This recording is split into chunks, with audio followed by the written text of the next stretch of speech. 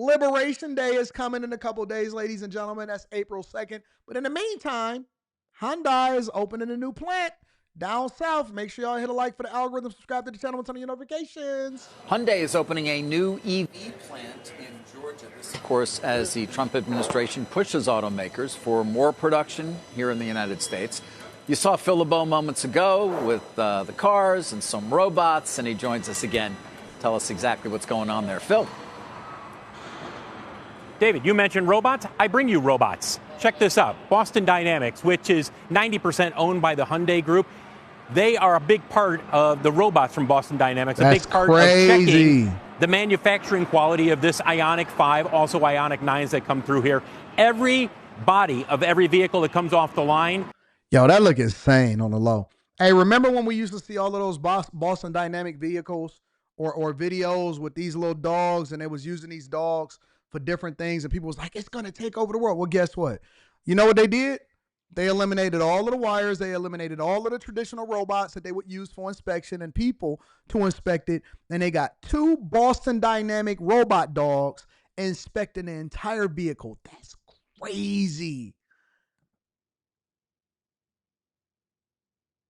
And they can use these dogs for all different purposes. They use them as police dogs to go in over in NYC.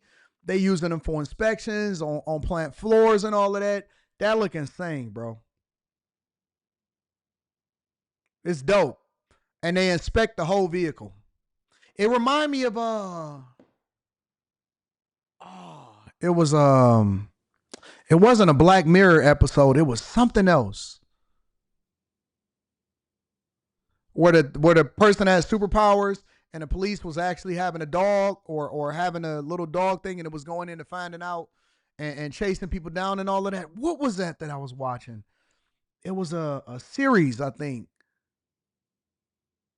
Oh, no, it was a movie.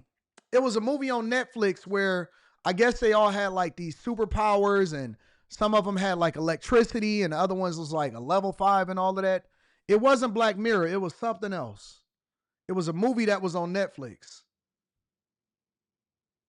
I forgot what the name of it was. Is inspected by these robots to make sure that the holes are drilled in the right spot, the weld joints are in the right spot. Essentially, it's quality control. Code 9. I think it was Code 9. Yep, I think it was Code 9. Look at him.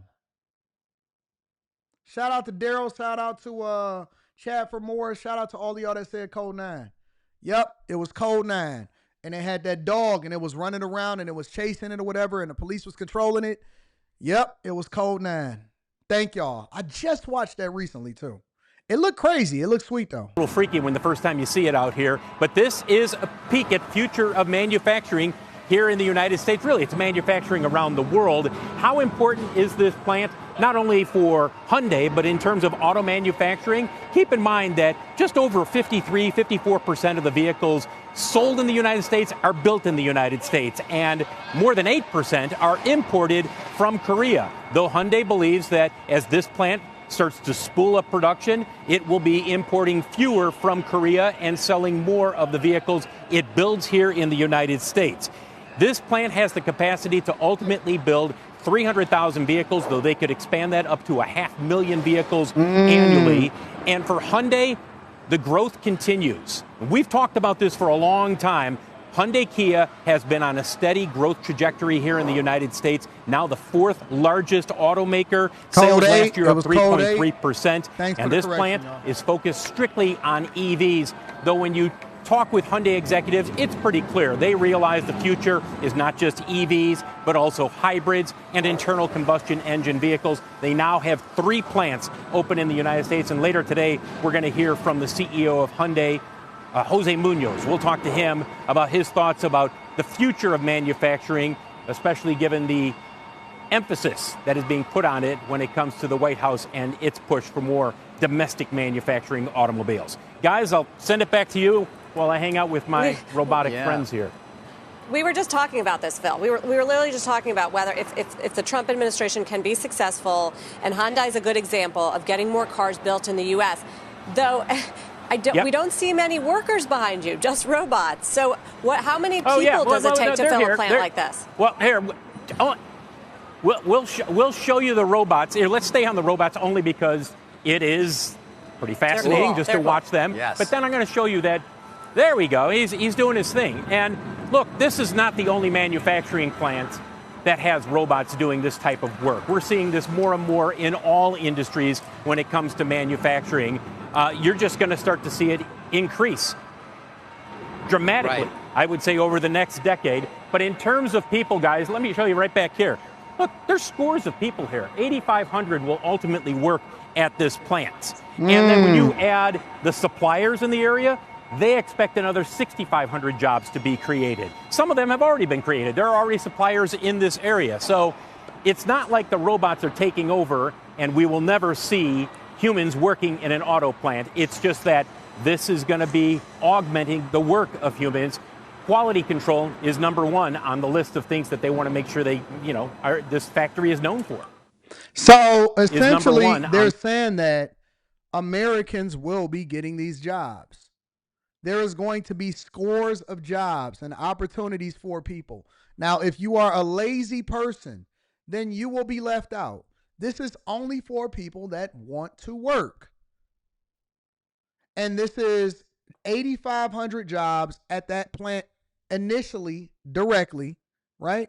In addition to that, they will have an additional 16,000 jobs. There will be construction jobs for an additional $21 billion that Hyundai is placing into the United States of America. That then creates even more jobs, that creates more industries, small businesses, restaurants, suppliers, and so on and so forth, which also bolsters what? The automotive industry. It bolsters the steel industry. It bolsters the aluminum industry. It bolsters software and technology, obviously, because you need more dogs. You need more software engineers. You need more cybersecurity. You need more hack-proof instances. You need people to manufacture the lights. You need people to create the facilities. And it creates an economy within itself because now people are being incentivized to create jobs inside of the United States of America. Ironically enough, it's interesting that if you actually research how this plant came to be in the first place, these were things that was created by Trump back in 2019. The deal to create this was launched from Trump in 2019. And so now you're starting to see the fruition of some of the work that the Trump administration has already been doing to create jobs inside of the United States of America. There is a ton of ways to make money in the United States of America. And again, you, your children, and your children's children is going to benefit from all of the policies and making sure that we place America first. But on the flip side of that, we have Liberation Day coming. Under surveillance this morning, we're counting down to Liberation Day. Somebody said quality control used to be people. Trust me, I've seen what people doing quality control used to do in these plants. No, I'd rather have robots doing quality control. That's why we've had so many recalls in the past. That's why you had the Firestone and Ford debacle back in the early 90s. I've seen people's, some things need to be outsourced and some things we need to have assistance with. Some things we need to future-proof. I've seen people doing some of the quality control work, and it doesn't mean that people can't go back and do other overlooking of and making sure that quality control matters. But no, we need more robots doing quality control. I'm straight on the whole people thing. The tariffs. Trump planning to start his reciprocal tariff push on all countries, tempering hopes that the initial scope could be limited on Wednesday. Henrietta Trace of Vader Partners joins us right now for more. Henrietta, let's start with the $1 trillion question. What happens on April 2nd? April 2nd at midnight, lots of tariffs start going on. So it's going to be a really long day. We'll obviously get the reports from USTR, Commerce, and Treasury on the 1st. I think there's going to be a lot of advance warning provided by those documents. You know, we have trade agreements with 20 different countries. And I think when the president says we're going to tariff everybody that we're talking about, he means those 20 countries. So I'm expecting to pull out of the phase 1 China deal or call them out in violation of the deal, which means that all the Section 301 tariffs covering over $350 billion worth of goods from China will go up. I think we're going to see new tariff investigations start on India, for example, pharmaceuticals.